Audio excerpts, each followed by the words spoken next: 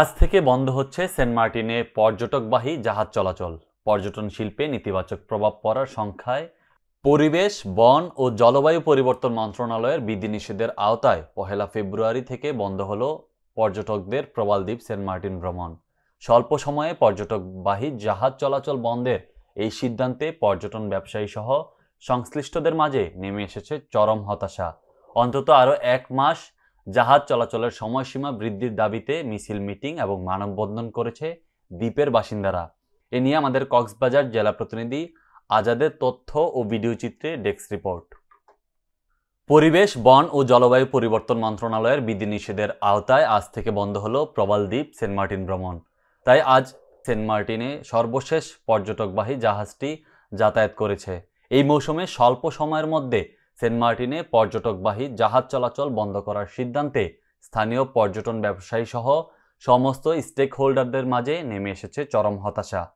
এর আগে দীর্ঘদিন পর্যন্ত সেন্ট মার্টিন দ্বীপে প্রতি বছর ১ অক্টোবর থেকে ৩১ মার্চ পর্যন্ত পর্যটক যাতায়াত করে আসছিল, কিন্তু এবছর পরিবেশ, বন ও জলবায়ু পরিবর্তন মন্ত্রণালয় থেকে পর্যটক সীমিতকরণ সহ নানা বিধিনিষেধ জারি করে। এরপর থেকে টেকনাফের পরিবর্তে শুধুমাত্র কক্সবাজার শহরের BIWTA ঘাট থেকে সেন্ট মার্টিনের উদ্দেশ্যে পর্যটকবাহী জাহাজ চলাচল শুরু হয়। জাহাজ চলাচলের সময়সীমা আরও অন্তত ১ মাস বাড়ানোর দাবিতে সেন্ট মার্টিন দ্বীপের স্থানীয় বাসিন্দারা মিছিল, মিটিং ও মানববন্ধন করেছে। তাদের দাবি, সেন্ট মার্টিন ভ্রমণের সময়সীমা আরও অন্তত ১ মাস বাড়াতে হবে।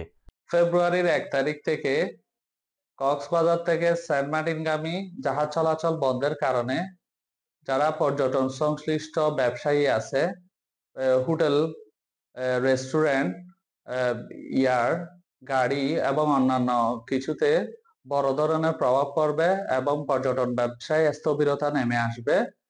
পাশাপাশি যারা ব্যবসা পরিচালনা করে তাদের অফিস ব্যয় এবং ম্যান পাওয়ার খরচ মেটাতে তাদের হিমশিম খেতে হবে এবং পাশাপাশি পর্যটন ব্যবসায় রাজস্ব খাতে একটি বড় বাধা সৃষ্টি হবে। মাননীয় উপদেষ্টা কিন্তু একটি কথা বলেছিল, ৩ মাস পর্যটক সেন্ট মার্টিনে যেতে পারবে এই বছর, কিন্তু আমরা ট্যুরিজম বোর্ডের সফটওয়্যার এবং অন্যান্য জটিলতার কারণে কিন্তু আমাদের কোনো ব্যর্থতা ছিল না, সরকারি প্রতিষ্ঠানের ব্যর্থতার কারণে কিন্তু আমরা নভেম্বরে পর্যটন নিতে পারিনি। সেই ব্যর্থতার দায় কিন্তু আমাদের উপর চাপিয়েছে। আমরা ফেব্রুয়ারিটা পেতেই পারি।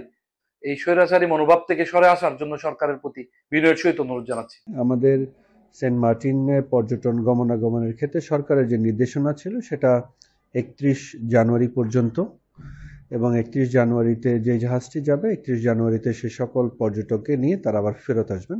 ১ তারিখ থেকে এখন পর্যন্ত যে নির্দেশনা, ১ তারিখ থেকে আর কোনো জাহাজ চলছে না। এটি আসলে জাতীয় পর্যায়ের সিদ্ধান্ত মন্ত্রণালয় থেকে।